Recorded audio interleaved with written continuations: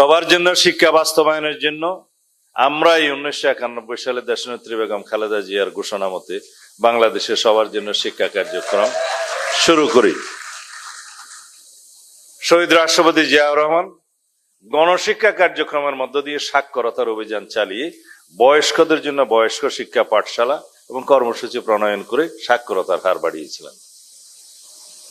এই জন্যই সবসময় বলি, বাংলাদেশে যা কিছুই সংস্কার এবং উৎপাদনশীল শিক্ষা, উন্নয়ন এবং সমৃদ্ধির পরিকল্পনা প্রণীত হয়েছে, বাস্তবায়ন হয়েছে, সকল কিছুই বিএনপির হাত ধরেই শুরু হয়েছে। অন্যান্য সরকারের কিছু কিছু কৃতিত্ব নাই সেটা বলবো না, কিন্তু উল্লেখ করার মতো নয়। আমরা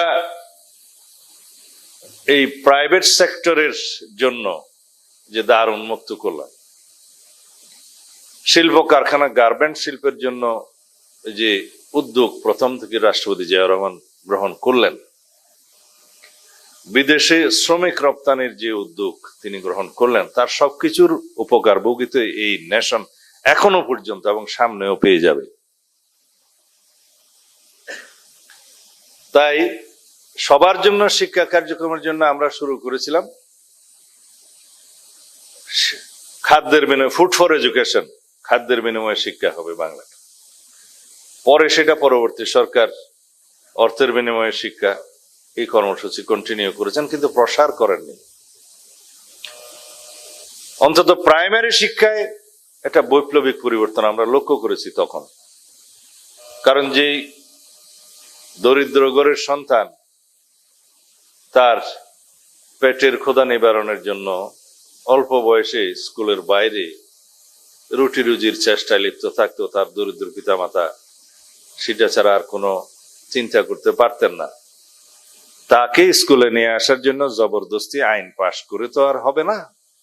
আমরা সেটা যেভাবে করতে হয় সেভাবে তাকে করেছি। তার ছেলে শিক্ষিতও হচ্ছে, আর্থিক বা খাদ্যের সহযোগিতাও পাচ্ছে, এবং যে কোনো পিতামাতা তার সন্তানকে শিক্ষিত করতে চাইবেন, সেটাই তো স্বাভাবিক, তাই হয়েছে। যে দেশে সিভিক সেন্সের মাত্রাটা এখনো ওই পর্যায়ে যায় নাই, যে দেশে অর্থনৈতিক অবস্থার মান ওই পর্যায়ে যায় নাই, সেই দেশে সেই উপযোগী কর্ম পরিকল্পনা করতে হয় এবং নীতি ও আইন প্রণয়ন করতে হয়।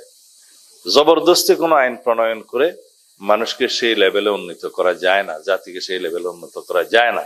সেই জন্য আমরা বলি যে আমরা কোনো বিষয়ে স্বপ্ন দেখব, পরিকল্পনা করব, আইন প্রণয়ন করব, বাস্তবায়ন করব, সেটা ওভারনাইট হয় না, সেটা পর্যায়ক্রমে হতে হয়। সেভাবে আগামী দিনের কর্ম পরিকল্পনা ইনশাআল্লাহ আমরা সাজিয়েছি, সাজাবো। এখানেই শিক্ষা বিষয়ক আলোচনা শেষ। এইবারে যারা রাজনীতি শুনতে যাচ্ছেন তাদের উদ্দেশ্যে কথা বলি। আমার ছোট ভাই হাসনাত আব্দুল্লাহ এখানে পুরা এনসিপির ভূত, ভবিষ্যৎ, অতীত সবকিছু বলে গেছে। আমি খুব সমৃদ্ধ হয়েছি, সুখী হয়েছি জেনে।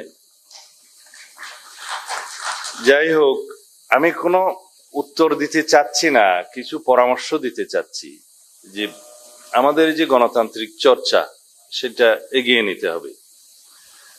শুধু এই পরামর্শ দিতে চাই যে পৃথিবীতে একই সাথে কেউ সরকারি দল এবং বিরোধী দল থাকতে পারে না।